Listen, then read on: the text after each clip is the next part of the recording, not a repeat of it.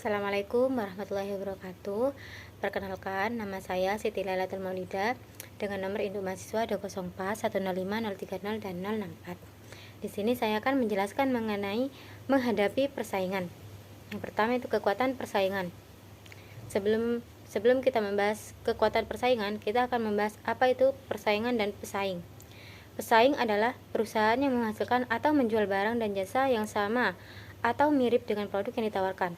Sedangkan persaingan bisa dikatakan sebagai sebuah kompetisi karena setiap para penjual berusaha mengungguli apapun yang ia tawarkan hari ini dan bertujuan untuk mendapatkan keuntungan penjualan dalam produk tersebut. Kekuatan persaingan bisa dikatakan sebagai kekuatan kompetitif. Menurut Michael Porter, mengidentifikasi 5 kekuatan yang menentukan daya tarik jangka panjang intrinsik sebuah pasar atau segmen pasar tertentu, yaitu pesaing industri atau rival segmen, calon pendatang baru, bisa dikatakan ancaman mobilitas, pengganti sebagai ancaman substitusi, pembeli sebagai kekuatan pembeli, dan pemasok termasuk dalam kekuatan pemasok. Ancaman yang tergandung dalam kekuatan ini adalah sebagai berikut.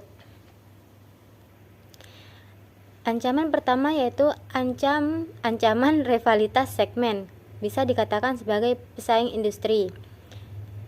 Sebuah segmen dianggap tidak menarik jika sudah berisi banyak pesaing yang kuat atau agresif. Pasar telepon seluler merupakan pasar persaingan ketat akibat rivalitas segmen. Yang kedua, ancaman pendatang baru. Dalam segmen ini, hal yang paling menarik dalam segmen yang memiliki penghalang untuk masuk yang tinggi dan penghalang untuk keluar lebih rendah. Dan yang ketiga yaitu ancaman produk pengganti. Sebuah segmen tidak akan menarik apabila ada pengganti aktual atau potensial untuk produk tersebut. Yang keempat adalah ancaman daya tawar pembeli yang semakin besar. Daya tawar pembeli tumbuh ketika mereka menjadi lebih terorganisasi atau terkonsentrasi. Ketika produk memiliki banyak yang signifikan dari biaya pembeli, ketika biaya peralihan lebih rendah, dan pembeli mulai sensitif terhadap harga karena laba yang rendah. Kemudian, ancaman daya tawar pemasok yang semakin besar. Sebuah segmen menjadi tidak menarik jika pemasok perusahaan mampu meningkatkan harga atau mengurangi jumlah barang yang dipasok. Kemudian, mengidentifikasi pesaing. Mengidentifikasi pesaing sepertinya merupakan tugas sederhana perusahaan, akan tetapi kisaran pesaing aktual dan potensial bisa menjadi jauh lebih luas. Perusahaan bahkan lebih mungkin terpukul oleh pesaing yang baru muncul dan teknologi baru ketimbang oleh pesaing sekarang. Pesaing-pesaing terdekat perusahaan adalah mereka yang berusaha memuaskan pelanggan dan kebutuhan yang sama, seperti pengajuan tawaran yang sama. Perusahaan juga harus memerhatikan pesaing lainnya yang mungkin menawarkan cara baru untuk memuaskan kebutuhan yang sama. Perusahaan harus mengidentifikasi pesaingnya berdasarkan analisis industri dan analisis berdasarkan pasar. Kemudian yaitu identifikasi pesaing. Dalam mengidentifikasi pesaing ada beberapa langkah-langkah. Yang pertama itu jenis produk yang ditawarkan harus beragam. Yang kedua, melihat besarnya pasar yang dikuasai. Pesaing untuk melihat besarnya pasar yang dikuasai dapat dilakukan melalui segmen pasar yang akan dimasuki. Dalam hal ini perusahaan harus estimasi besarnya pasar dan market share masing-masing pesaing. Yang ketiga itu identifikasi peluang dan dengan mengestimasi besarnya market share. Yang keempat adalah identifikasi keunggulan dan kelemahan dalam persaingan dalam pasar tersebut. Kemudian menganalisis pesaing. Dalam menganalisis pesaing ada beberapa hal yang harus diperhatikan. Yang pertama itu strategi, tujuan, kekuatan, dan kelemahan. Strategi ini merupakan istilah yang berasal dari Yunani.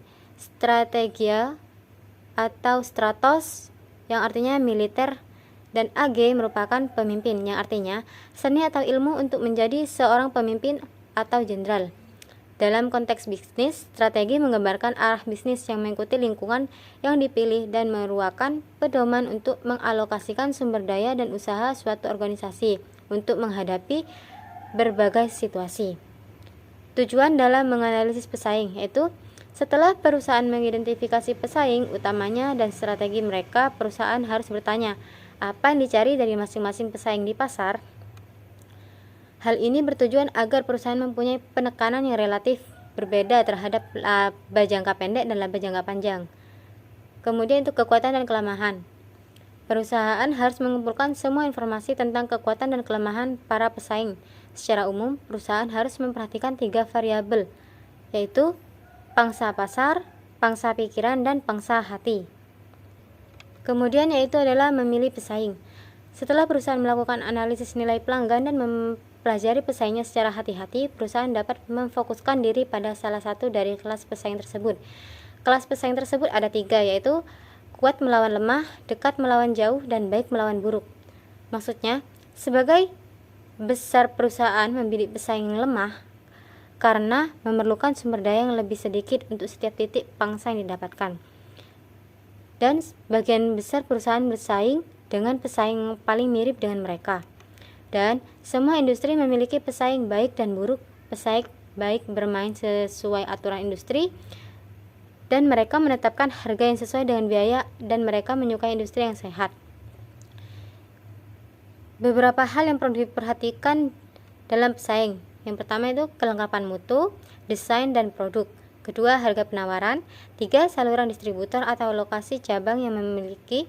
4, promosi yang dijalankan. 5, rencana kegiatan pesaing di depan. Kemudian, memilih pelanggan. Sebagai bagian analisis pesaing, perusahaan harus mengevaluasi basis pelanggan yang memikirkan pelanggan mana yang rela melakukan lepas dan mana yang ingin dipertahankan. Mungkin itu saja yang dapat saya jelaskan. Selebihnya mohon maaf. Wassalamualaikum warahmatullahi wabarakatuh.